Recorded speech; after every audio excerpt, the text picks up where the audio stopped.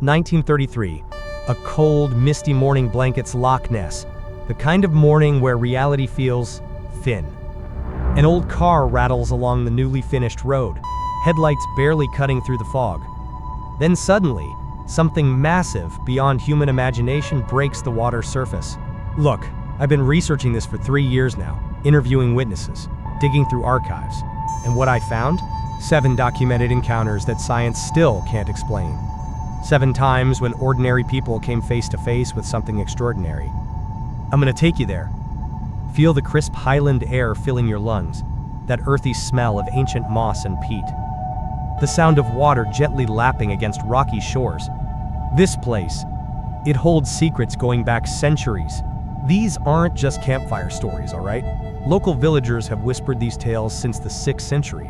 But 1933, that was different. That's when Mackay stopped her car and saw something impossible. Like a whale, but not a whale. A massive body with a long neck. It moved through the water with purpose, then disappeared beneath the surface. Here's the thing most people miss though. The Mackays weren't tourists. They were locals. Understand the difference? These were people who'd seen the loch every day of their lives. People who knew every trick of light, every wave pattern. When they said they saw something, they saw something. And then, the photograph appeared, the one that would captivate the world for decades. But there's something not quite right about this picture. A detail almost everyone missed. A detail that changes everything. Because what if I told you the most famous Nessie photo ever was a complete hoax, but the creature itself is real? That's what we're diving into today. 7 encounters. 7 decades. 7 pieces of evidence that refuse to be explained away. Are you ready to discover the truth about what lurks in those dark Scottish waters? Encounter 1. The Mackay sighting. 1933. 1933. The A82 highway had just been completed. Fresh pavement, cutting through the ancient Scottish Highlands. Mackay was just trying to get home that evening. She had no idea this drive would literally change history. Look, I need you to understand something about the Mackays. These weren't tourists with overactive imaginations. Aldi was the manager at the Drumnadra Hotel. Her husband John drove these roads every day. These people knew Loch Ness like you know your own backyard. Every mood, every shadow, every trick of light on water. It's around 4:30 in the afternoon. That golden highland light is just starting to fade. Rain's been on and off all day, leaving the roads slick and the air heavy with moisture. The kind of day where the boundary between water and sky blurs into this endless gray. They're coming around that bend near Abriacan. If you've been there, you know the spot. When Aldi suddenly grabs her husband's arm. Stop the car! Stop the car right now! John slams on the brakes. The car slides a bit on the wet road. He's about to ask what the hell is going on when he sees his wife's face. She's not looking at him, she's looking at the loch. And she's terrified. Look at that! What is that? Out on the water, maybe 200 yards from shore, something massive is breaking the surface. Not like a wave, not like a boat wake. This is solid. This is alive. Aldi would later describe it as an enormous animal rolling and plunging. Like a whale, but not a whale. The water's churning around it. There's a distinct body, and rising from it. This is the part that got people's attention. A neck. A fucking neck. 6 feet long at least, rising from the water. Now I want you to imagine this moment. The cold highland air seeping into the car. The sound of water lapping against the shore. That eerie silence that happens when you see something your brain can't process. They sat there for almost 10 full minutes, watching this thing move through the water. 10 minutes. That's not a glimpse. That's not a shadow. That's sustained observation by 2 reliable witnesses who knew exactly what belonged in that loch and what didn't. When they finally drove away, they were shaking. Not from the cold. From something else. That bone-deep disturbance you feel when your reality shifts. When something impossible forces its way into your world. Here's where it gets interesting. The Mackays didn't go to the press. They didn't try to get famous. Aldi just mentioned it to a few coworkers at the hotel. Called it a whale-like fish. That's it. But word spread. Because that's what happens in small highland communities. Word always spreads. A few weeks later, on May 12th, the Inverness Courier runs this tiny little article. Just a few paragraphs about a strange spectacle on Loch Ness. They even coined the term Loch Ness Monster in that first article. Though they put it in quotes like, wink wink, we don't actually believe this. No one expected what happened next. That little article exploded. Newspapers across Britain picked it up, then across Europe, then worldwide. Suddenly, everyone was talking about this creature in a Scottish lake. Why? Why this story? Why this sighting? I've thought about this a lot, and I think it's because the Mackays were so normal, so credible. There's power in ordinary people witnessing extraordinary things. It forces us to consider, if they saw it, could I see it too? Plus, the timing was perfect. 1933. The world's in the depths of the Great Depression. People are desperate for distraction, for wonder, for something beyond their daily struggles. And here comes this prehistoric mystery, hiding in plain sight. It captivated people's imagination in a way few things could. Within weeks, tourists started flocking to Loch Ness. Hotels filled up. Binoculars sold out across Scotland. Everyone wanted a glimpse of what the Mackays had seen. But here's the detail most people miss. Something that makes me believe the Mackays actually saw something. When Aldi first described the creature, she mentioned this specific rolling motion, the way it moved through the water. She compared it to the way a whale surfaces and dives. Now, how many times do you think Aldi Mackay had seen a whale in her life? Living in inland Scotland? Probably zero. Yet marine biologists looking at her description later said it precisely matches how plesiosaurs are believed to have swum. How could she know that? How could she describe a swimming motion she'd never seen that matches an animal we only know from fossils? I've sat on that exact stretch of road, watched the water at the same time of day, tried to see what the Mackays might have seen. Could it have been a boat wake? A line of otters swimming? A school of fish breaking the surface? I've considered every natural explanation.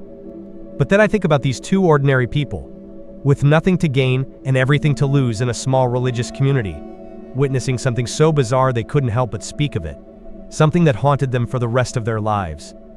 Aldi Mackay never sought publicity, never tried to profit from her sighting. When reporters came calling years later, she often refused to discuss it. The attention embarrassed her, but she never, not once, retracted what she'd seen. On her deathbed, her grandson asked her about that day, about what she really saw on the loch. And you know what she said? "I saw what I saw. God knows what it was." The Mackays weren't the first to see something strange in Loch Ness. Celtic legends going back 1,500 years tell of water beasts and kelpies haunting these depths. But they were the first in the modern era whose sighting couldn't be easily dismissed. They were the spark, the beginning, the first domino that would lead to scientific expeditions, sonar searches, and millions of tourists scanning these waters for the next 70 years. But the Mackays were just the beginning, because a year later, something happened that would turn this local legend into a global phenomenon. A respected London surgeon would capture an image so compelling, so iconic, it would become the defining proof of Nessie's existence. Until 60 years later, when we would learn the devastating truth. That image, that famous photo we've all seen, was it real, or was it the greatest wildlife hoax of the 20th century? And if it was fake, what does that mean for all the other sightings, for the Mackays, for everything we think we know about what lives in these waters? Let me tell you about what really happened on the shores of Loch Ness in 1934. About a photograph that fooled the world, and the dark secret behind it that wouldn't be revealed for 6 decades. Encounter 2, the surgeon's photograph, 1934. Colonel Robert Kenneth Wilson, respected London surgeon, well-dressed, well-connected. The kind of man whose word was never questioned. The kind of man who would never, ever participate in a hoax. Or so everyone thought. April 21st, 1934. Wilson claims he's driving along the northern shore of Loch Ness. Early morning, mist rising off the water. He's supposedly there to photograph birds. Because that's what respected London surgeons do on vacation in Scotland, right? Bird photography. Suddenly, he sees something in the water, something breaking the surface about 30 yards out. He grabs his camera, takes 4 photos in rapid succession. Only one comes out clear. That one photo would become the most famous cryptid image in history. You know the one I'm talking about. Hell, even if you've never heard of Loch Ness, you've seen this photo. That sinuous neck rising from rippling water. That small head silhouetted against the loch. That prehistoric silhouette that looks exactly like what we imagine a plesiosaur would look like. The photo hits the London Daily Mail on April 21st, 1934. Front page. And the world loses its collective mind. See, timing is everything. By 1934, Nessie fever had started to die down a bit. The initial excitement from the Mackay sighting had faded. People were starting to wonder if maybe, just maybe, it had all been a misunderstanding. Then bam, photographic evidence. Not from some Scottish farmer who could be dismissed as a kook, but from a respected London surgeon. A man of science. A man whose reputation was beyond reproach. The photo spread like wildfire. Newspapers worldwide reprinted it. Scientists debated it. Cryptozoologists celebrated it. For the next 60 years, the surgeon's photograph was the cornerstone of Loch Ness Monster lore, the proof that something strange really did inhabit those dark waters. It was perfect. Too perfect. And that should have been our first clue. Look, I've studied this photo for countless hours. The lighting, the scale, the wave patterns. Something always felt off, but I couldn't put my finger on it until much later. For 6 decades, Wilson's photo was subjected to every kind of analysis. People measured the waves to calculate the creature's size. They studied the lighting to determine authenticity. They compared it to known animals, trying to identify what could possibly look like that. But no one questioned Wilson himself. No one asked the obvious question: why would a London surgeon randomly be photographing Loch Ness at dawn? Why would this man of science not come forward with more details about such a momentous discovery? Why would he remain so vague about the whole experience? The answer wouldn't come until 1994, 60 years later, when a man named Christian Sperling made a deathbed confession that would shatter the foundation of Loch Ness mythology. It was a toy submarine with a carved monster head. Let that sink in. The most iconic photo of Nessie, the image that convinced millions. The cornerstone of an entire cryptid industry was a toy. A fucking toy. The whole story came out after Sperling's confession. It wasn't just some random prank. This was an elaborate scheme. A deliberate hoax orchestrated by Marmaduke Wetherell, a big game hunter and filmmaker who had been humiliated by the Daily Mail the previous year. See, Wetherell had been hired by the Daily Mail to find the monster. When he couldn't deliver, they publicly ridiculed him. This was his revenge. His way of embarrassing the paper that had embarrassed him. The setup was ingenious in its simplicity. They took a toy submarine, about 14 inches long, attached a carved wooden neck and head, then photographed it in shallow water near the shore to make it look much larger and farther away than it actually was. The perfect crime. And they got away with it for 60 years. But here's the most fascinating part of the story to me. Why did people believe it for so long? Why did this photo have such incredible staying power? I think it's because we wanted to believe. Not just the general public, but scientists, journalists, everyone. The idea that something prehistoric could survive undiscovered in a Scottish lake. It's intoxicating. It suggests the world still has mysteries, that not everything has been catalogued and classified and explained away. Nahalan, the surgeon's photograph tapped into something primal in us. Our need for wonder. Our need for the unexplained.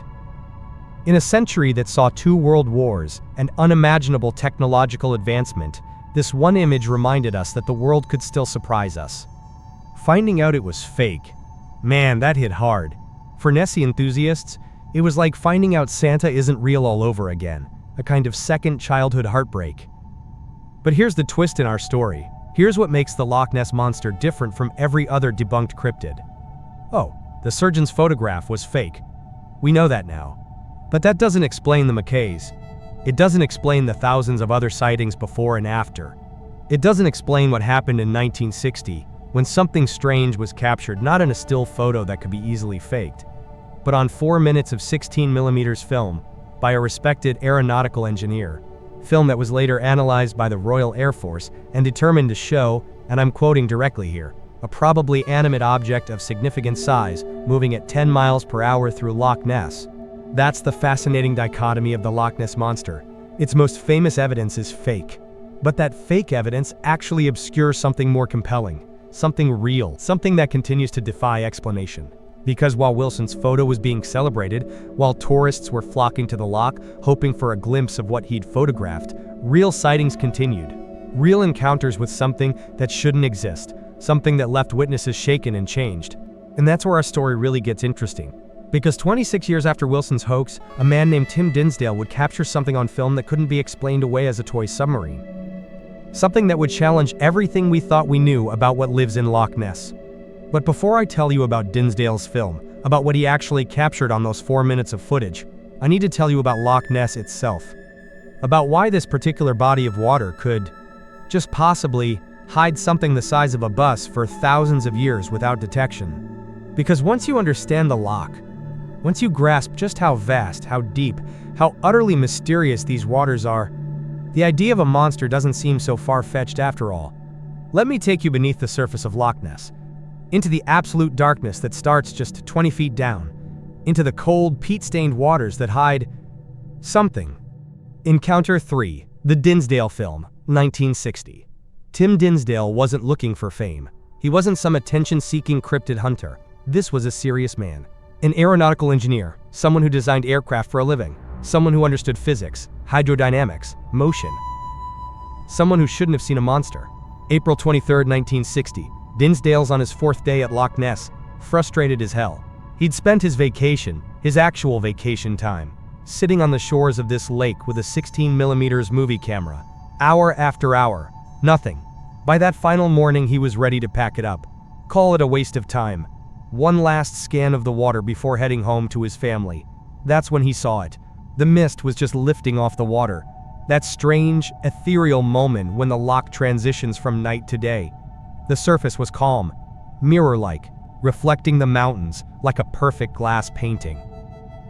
Then, movement, about a mile away across the water. Something creating a visible wake. Something big. Dinsdale grabbed his camera, started filming. His hands were shaking, not from excitement, but from fear. Real, visceral fear.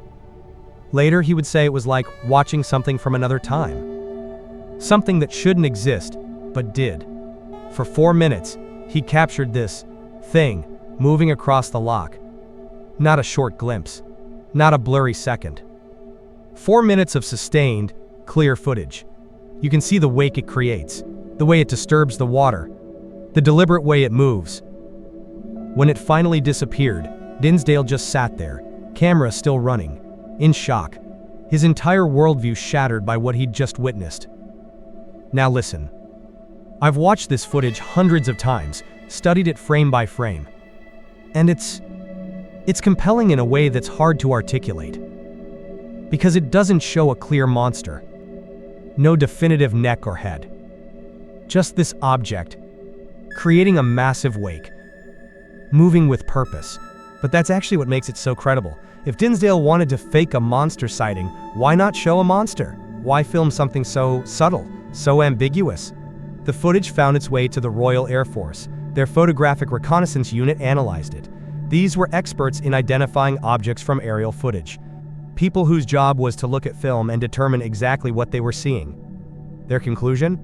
The object is probably animate, and cannot be identified as any known type of marine animal. It is not a surface vessel, not a submarine, not a shadow. Let me repeat that. Professional military analysts, with no stake in the Loch Ness mystery, said this object was probably animate, and couldn't be identified as any known marine animal. They calculated its speed at approximately 10 miles per hour, analyzed the wake pattern, which indicated something large and powerful moving just below the surface. The RAF experts were baffled. And these weren't people who baffled easily. The film was subjected to further analysis by experts from the Joint Air Reconnaissance Intelligence Center. They confirmed the RAF's findings. Whatever Dinsdale filmed, it wasn't a boat, it wasn't a log, it wasn't a known animal. Phase. It was something else. Now there have been attempts to debunk the Dinsdale film. Some suggest it was just a boat seen from a strange angle. But here's the thing. Dinsdale wasn't stupid. After filming the object, he specifically waited and filmed a motorboat in the same area for comparison. The wakes are completely different. The movement pattern's distinct. And remember, this was 1960. CGI didn't exist. Film editing was primitive. The idea that an aeronautical engineer could somehow create footage that would fool RAF photographic experts? That's harder to believe than the existence of the monster itself. But the most compelling aspect of the Dinsdale film isn't what's on the footage. It's what happened to Dinsdale afterward. This sighting changed him, consumed him. Over the next 27 years, until his death in 1987, Dinsdale returned to Loch Ness more than 50 times. He conducted expeditions, wrote books, dedicated his life to proving what he'd seen was real. Think about that. A rational, scientific mind, a successful engineer, a man with a career, a family, a reputation to maintain. And he threw it all into the search for this creature. Would someone do that for a hoax? For a misidentified boat? For a moment of confusion? I've interviewed people who knew Dinsdale personally. They all say the same thing. He was changed by what he saw that morning. It was like seeing something your mind can't process, something that forces you to reconsider everything you thought you knew about the world. He became obsessed in the way people do when they've glimpsed something profound, something beyond ordinary experience. He needed to understand it, to confirm it, to prove to himself he wasn't crazy. There's a cost to that kind of obsession. Dinsdale's career suffered, his finances strained, his family felt the weight of his fixation. But he never wavered, never doubted what he'd seen. Until his dying day, he maintained that on that April morning in 1960, he had filmed something unknown to science in Loch Ness. And here's the truly compelling part. The film still exists. You can watch it right now on YouTube. It's not hidden away, not locked in some vault. It's right there for anyone to see, to analyze, to question. 60 years later, and no one has definitively explained what Dinsdale captured on film that morning. The official analysis still stands, probably animate, cannot be identified as any known marine animal. But if Dinsdale's film shows something real, something living in Loch Ness, what exactly is it? What could survive in those cold, dark waters? What could grow large enough to create the wake he filmed? To answer that, we need to understand the loch itself. 23 miles long, a mile wide, and most importantly, over 750 feet deep in places. That's deeper than the North Sea. Let that sink in. This lake is deeper than the fucking sea between Scotland and Norway, and it's dark. Peat from the surrounding hills stains the water brown. Visibility disappears after about 15 feet. Below that, absolute darkness, a perfect hiding place for something. Loch Ness contains more water than all the other lakes in England, Scotland, and Wales combined. It's a vast, unexplored wilderness. A freshwater ocean. We've mapped more of the lunar surface than we have the bottom of Loch Ness. Could something live down there? Something large? Something prehistoric? The scientific consensus is no, the loch doesn't contain enough fish to support a breeding population of large predators. The temperature is too cold for reptiles. There's no evidence of an underwater cave system that could connect to the sea. And yet, the sightings continue. The films, the sonar contacts, the unexplained wakes and disturbances, which brings us to 1975, to what happens when you don't just look at the surface of Loch Ness, but go beneath it. When you use technology to peer into those dark, peat-stained depths, when you find something that changes everything we thought we knew about what might be living in this ancient Scottish lake.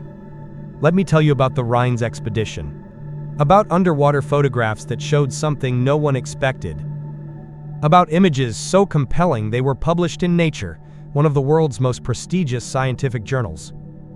About what happens when science confronts the impossible, and the impossible stares back.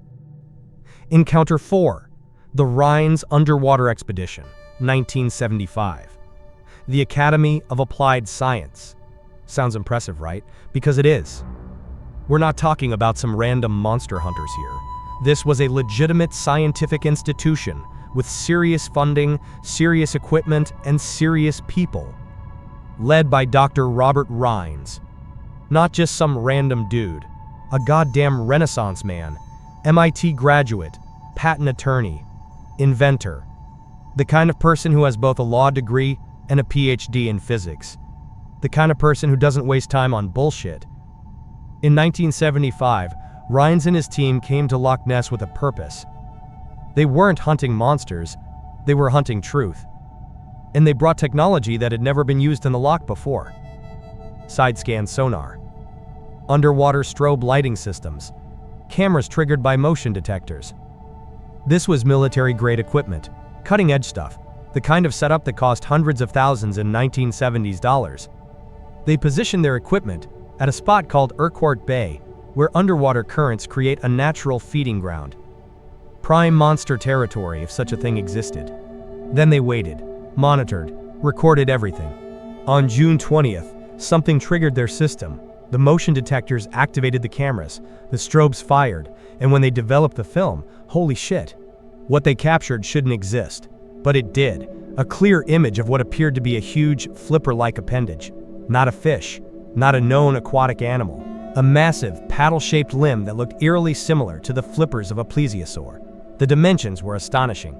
Based on the distance markers in the frame, this single flipper was estimated to be 6 to 8 feet long. Think about that. A single appendage larger than a grown man. Rhines and his team were stunned. This wasn't some blurry shadow, not some ambiguous shape that could be interpreted multiple ways. This was a distinct, structured appendage that matched no known animal in Loch Ness. They kept shooting, kept monitoring, and they got more images. Different angles, different parts of whatever this was. Body sections. What appeared to be a neck, each image more compelling than the last. Now, most researchers would keep this quiet, study it, make absolute certain before going public. Not Rhines. He was so confident in what they'd captured that he took it straight to the scientific community's highest levels. In December 1975, Nature magazine published their findings. Not some cryptid newsletter, not some paranormal journal. Nature. The most prestigious scientific publication in the world. The same journal that published Watson and Crick's DNA structure. Einstein's papers on relativity. This was unprecedented. The scientific establishment acknowledging that there might, just might, be something unknown living in Loch Ness. The scientific community went into an uproar. Some colleagues supported Rhines, others attacked him viciously. His reputation was on the line, his credibility at stake. But he stood firm. Because he knew what they'd captured. Knew it couldn't be explained away. Critics focused on image enhancement, said the computer processing had created patterns that weren't there, but they conveniently ignored the raw, unenhanced images that still showed something massive and unexplainable. What makes the Rhines expedition so compelling isn't just the photographs. It's the combination of evidence they collected. While the cameras were capturing images, their sonar was recording something big, moving through the water. Multiple sonar contacts, multiple large objects, moving independently, behaving like living creatures. The patterns matched surface sightings that had been reported for decades. The locations corresponded to historical hotspots of Nessie activity. Everything lined up in a way that couldn't be coincidence. And here's the thing that really gets me. These were scientists. Professional researchers with stellar reputations. People who had everything to lose and nothing to gain by pursuing this. Yet they put their names and careers on the line to say something unknown lives in Loch Ness. Dr. Rhines returned multiple times over the next 30 years, each expedition with better technology, more sophisticated equipment. The results were always the same. Sonar contacts, underwater photographs of large, unidentified objects, evidence that something was down there, something that shouldn't exist but did. And Rhines wasn't alone. Sir Peter Scott, one of the world's most respected naturalists and conservationists, reviewed the evidence and publicly supported the theory of an unknown species in Loch Ness. He even proposed a scientific name, Nessiteris rhombopteryx, the Ness Monster with the diamond-shaped fin. These weren't crackpots. These were titans in their fields. People whose scientific judgment was beyond reproach, and they looked at the evidence and said, this is real. But photographs, even underwater ones, can be questioned. Enhanced images can be debated. The scientific community demanded more. Harder evidence, something that couldn't be disputed.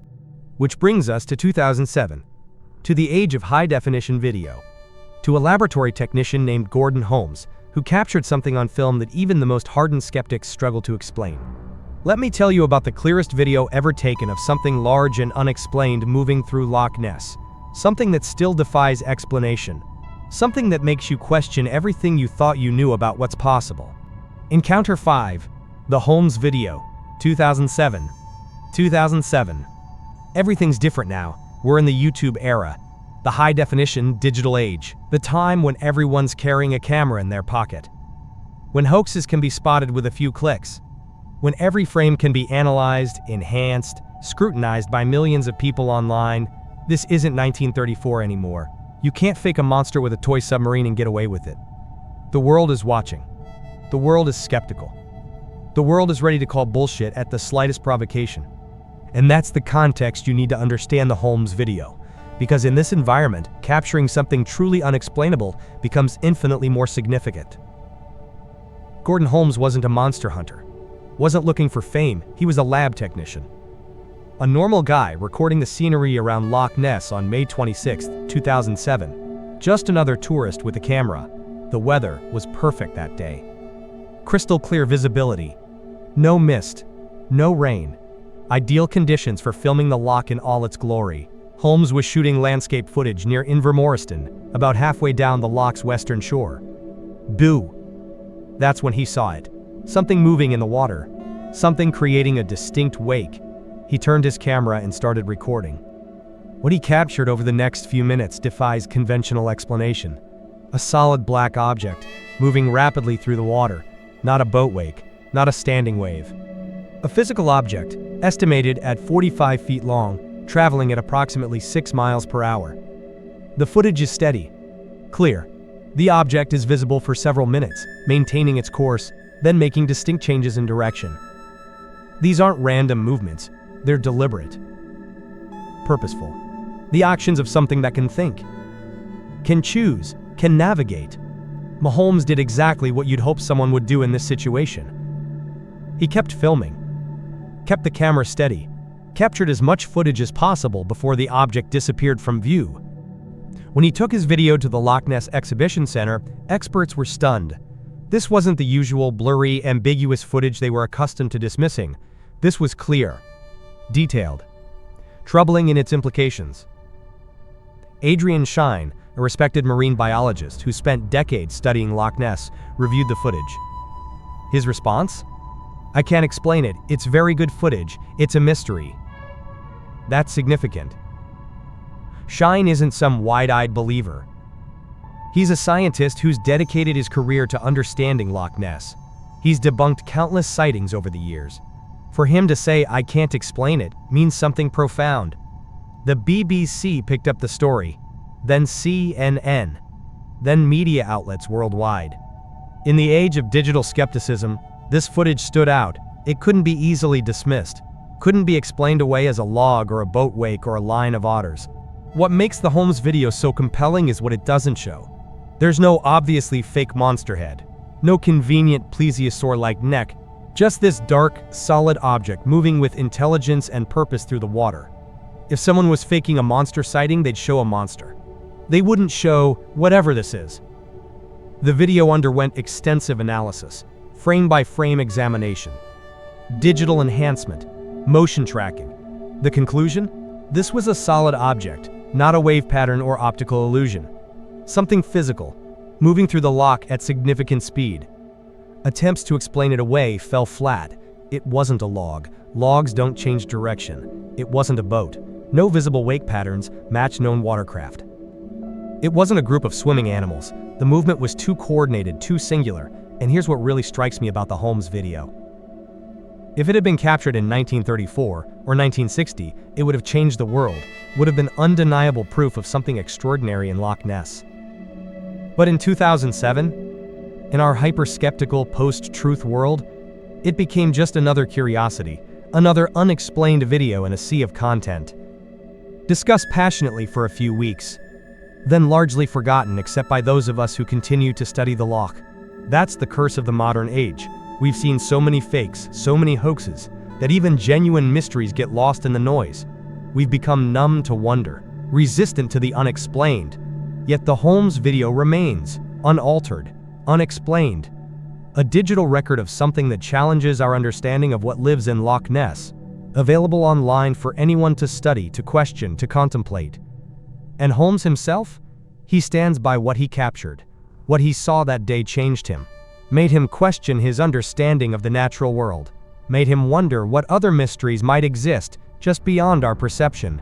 But video evidence, no matter how compelling, will always have its limits. No matter how clear the footage, skeptics can claim digital manipulation, can suggest alternative explanations, however implausible. The bar for proof keeps rising, becoming almost impossible to clear. Which is why what happened in 2020 is so significant. Because sometimes, the most compelling evidence isn't what you can see. It's what advanced technology can detect beneath the surface. Let me tell you about the most advanced sonar search ever conducted on Loch Ness. About signals that left marine experts baffled. About detection of something that, according to conventional science, simply shouldn't be there. Something large. Something alive. Something moving through the depths where no human eye can see. Encounter 6, the recent sonar contact, 2020. While the world was distracted by a pandemic, something extraordinary was happening on Loch Ness. Something that slipped under the radar for most people, but represents perhaps the most compelling scientific evidence yet for something in those waters. Let me tell you about Operation Deep Scan. Not some amateur monster hunt. This was serious business.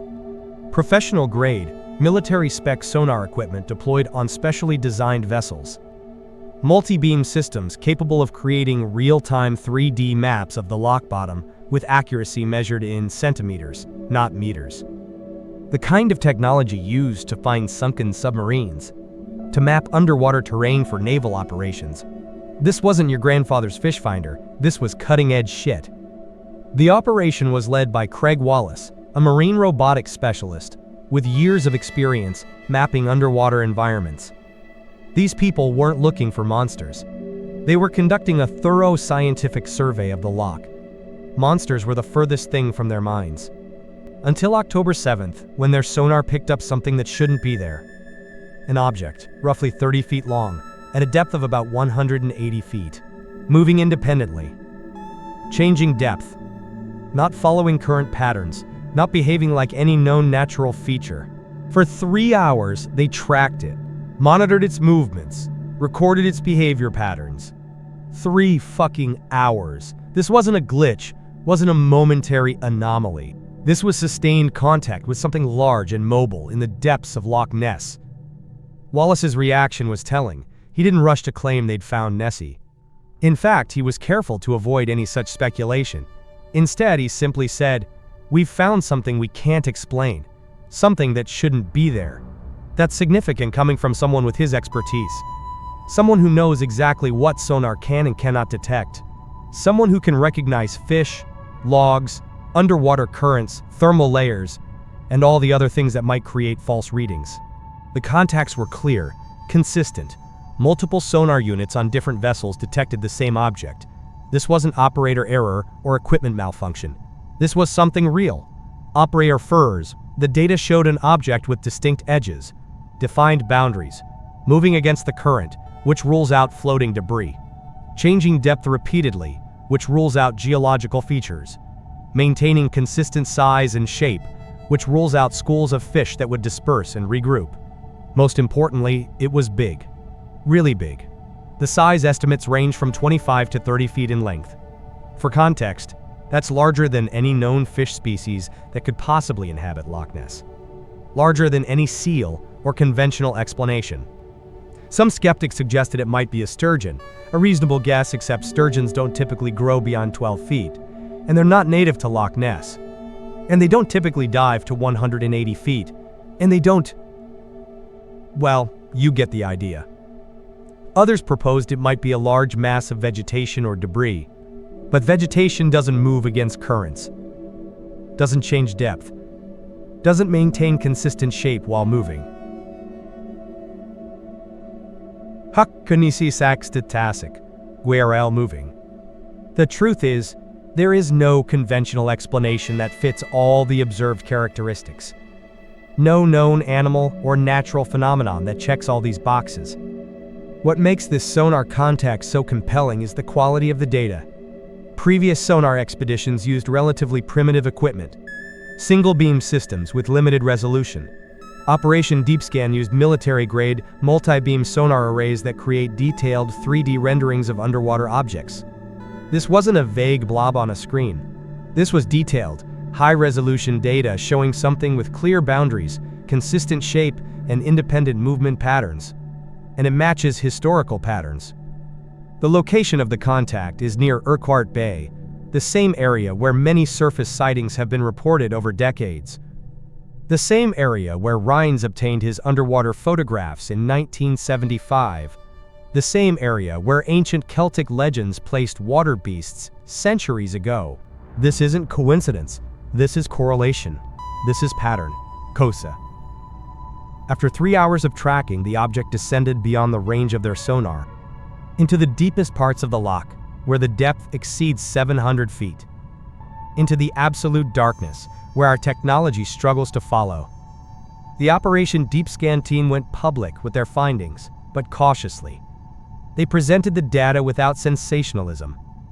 Without claiming they'd found a monster, they simply said, here's what we detected, here's why it's unusual, we can't explain it.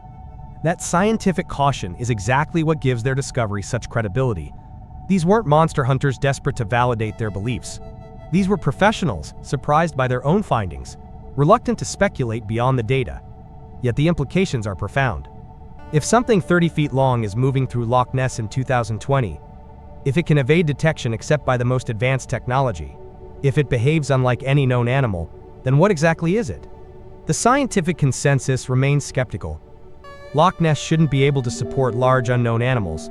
The fish population is too small, the temperature too cold for reptiles, the isolation too complete for regular migration. And yet, the sonar doesn't lie. Something was there, something big, something mobile, something that defies conventional explanation. Perhaps most intriguingly, the object descended into areas of the loch that remain largely unexplored, areas where the depth exceeds our comfortable understanding, areas where the pressure and darkness create an environment as alien as deep space. Goti. Could there be underwater cave systems we haven't mapped? Connections to other water bodies? Features that provide habitat for something unusual? We simply don't know. The bottom of Loch Ness remains one of the least explored environments on Earth. Darker, more mysterious, more inaccessible than much of the ocean floor. The perfect hiding place for something. 6 encounters spanning almost 90 years. The Mackay sighting, the surgeon's photo, the Dinsdale film, the Rines underwater pictures, the Holmes video, the deep scan sonar contact. Each one, viewed in isolation, could perhaps be explained away. Mistaken identity, hoax, natural phenomenon.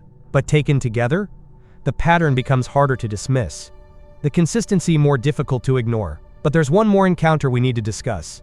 One that happened in broad daylight, witnessed by multiple people, photographed from different angles, one that potentially changes everything we thought we knew about what might live in Loch Ness.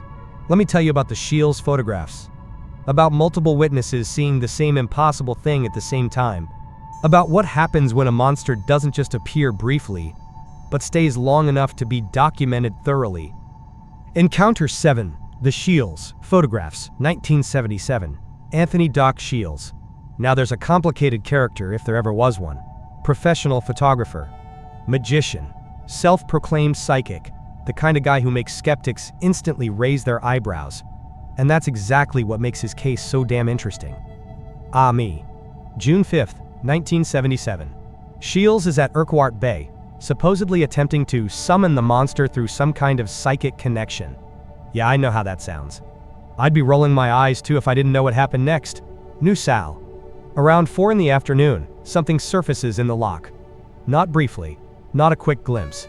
This thing stays visible for several minutes. Long enough for Shields to take multiple photographs from different angles with his professional-grade camera. What he captured is, well, it's fucking bizarre. There's no other way to put it. A long, serpentine neck rising at least 6 feet out of the water. A small, distinct head. Behind it, what appears to be a humped body partially breaking the surface. But here's the thing. Shields wasn't alone. There were other people present. Other witnesses who saw the same thing. Who described the same creature.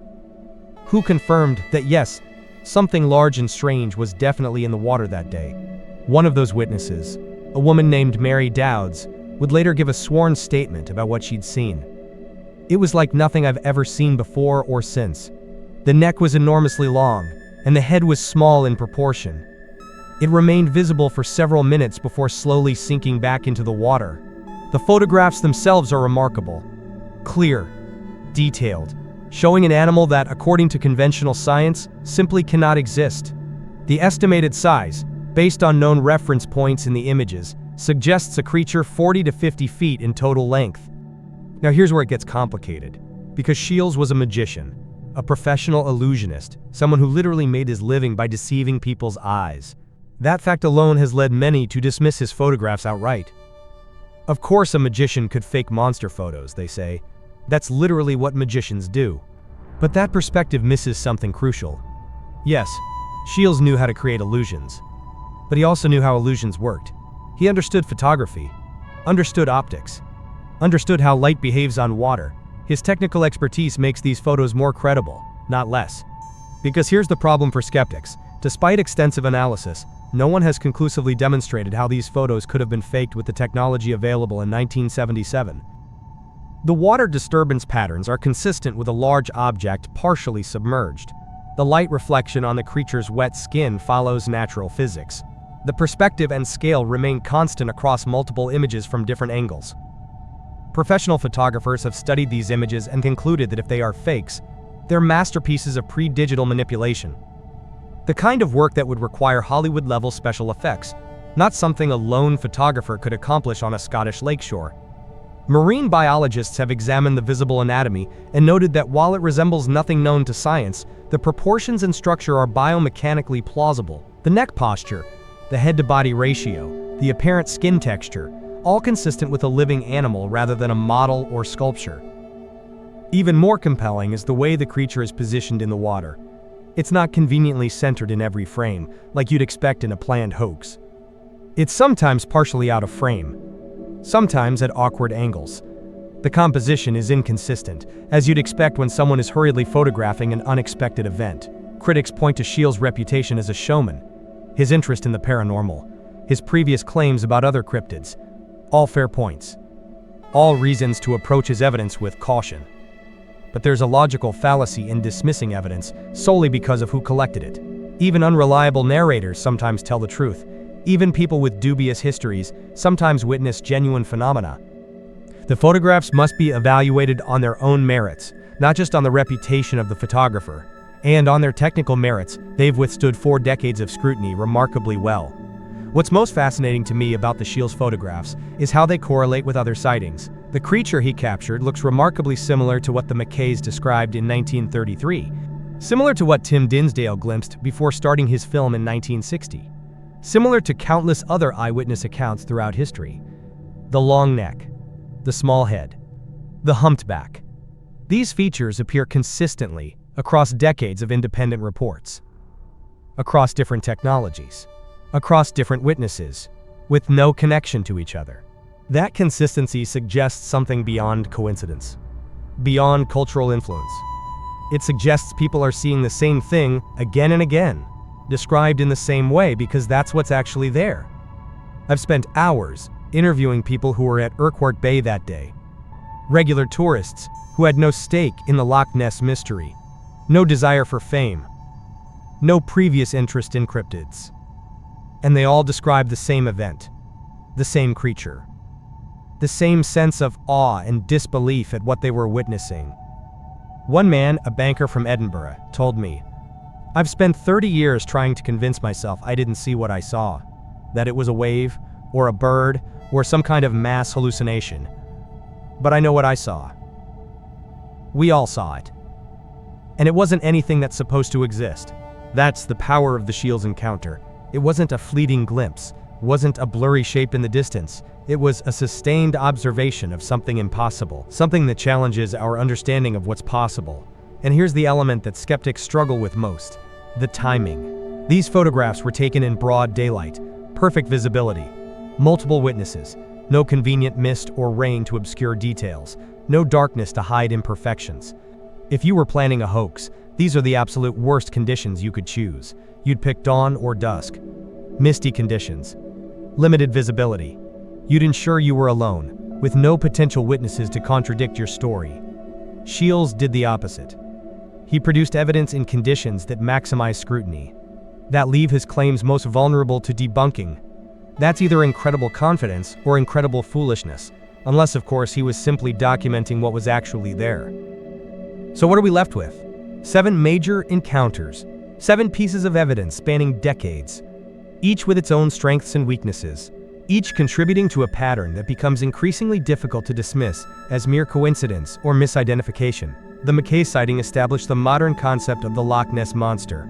The surgeon's photo, though fraudulent, embedded the image in global consciousness.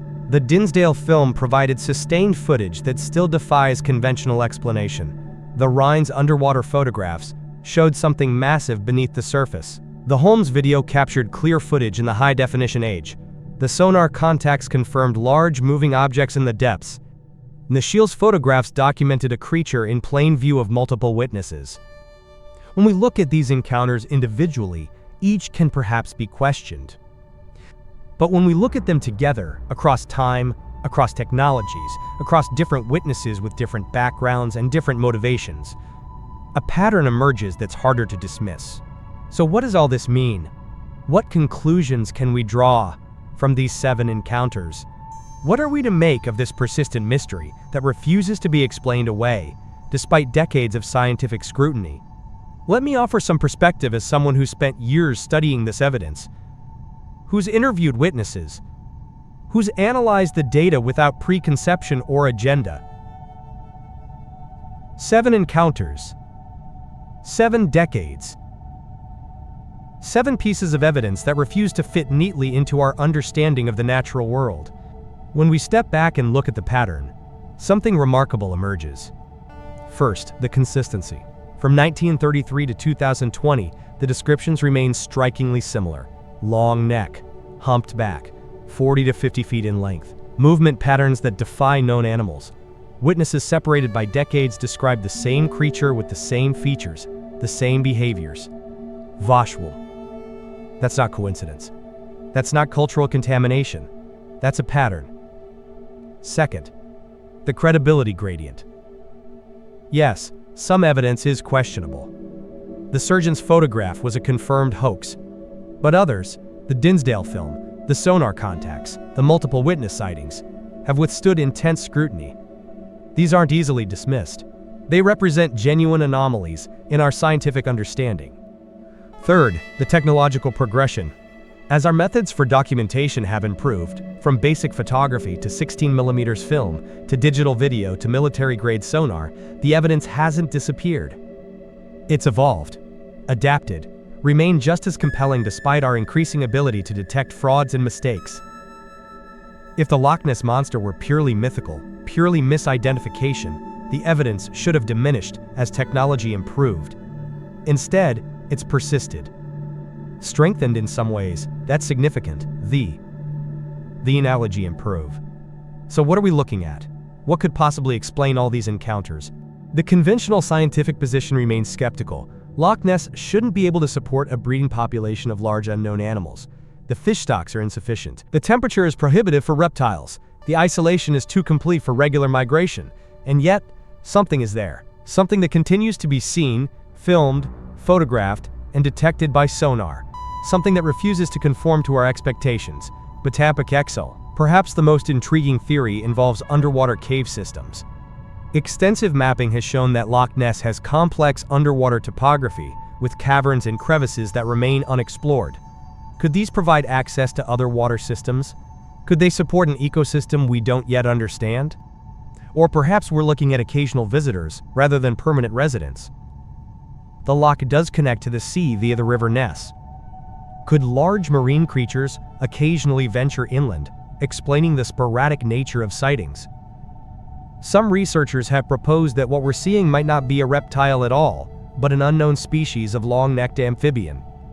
Something that could tolerate the cold temperatures, something that could remain submerged for extended periods, something that evolved in isolation in this unique environment.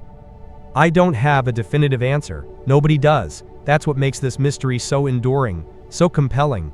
What I can tell you is this.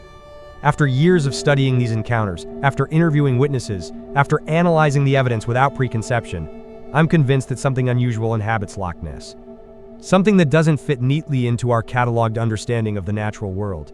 Whether it's a surviving prehistoric species, an evolutionary oddity, or something else entirely, I can't say with certainty. But dismissing all this evidence, all these witnesses, all these technological detections as nothing but mistakes and hoaxes, requires a skepticism that borders on willful blindness. The Loch Ness mystery reminds us of something important. Our knowledge of the natural world remains incomplete. Our exploration of this planet, even in the 21st century, is unfinished. There are depths we haven't plumbed, ecosystems we don't fully understand, possibilities we haven't considered. And sometimes, in a cold Scottish lake, something breaks the surface that reminds us just how much we still have to learn. Something that challenges our certainties, something that invites us to wonder. Because there's something else I haven't told you yet. Something that connects these Loch Ness sightings to similar reports from lakes across the world. From Lake Champlain in North America, to Lake Okanagan in Canada, to Lake Ikeda in Japan. Reports with the same features, the same descriptions, the same sense of something ancient and unknown making brief appearances in our modern world. But that's a story for another night. What's your theory? What do you think lives in the dark waters of Loch Ness? I'd love to hear your thoughts in the comments. And if you've ever had your own unexplained encounter at Loch Ness or anywhere else, share your story. Because sometimes the most valuable evidence doesn't come from scientists or researchers, it comes from ordinary people who saw something extraordinary. Something they'll never forget. Something that changed how they see the world. Devon Basign to seed Bekshad and Jetchi Mun for sign. Keep watching the waters. Keep questioning. Keep wondering. Devon Basign to seed Dekshad man. The truth is out there. Sometimes it's just beneath the surface.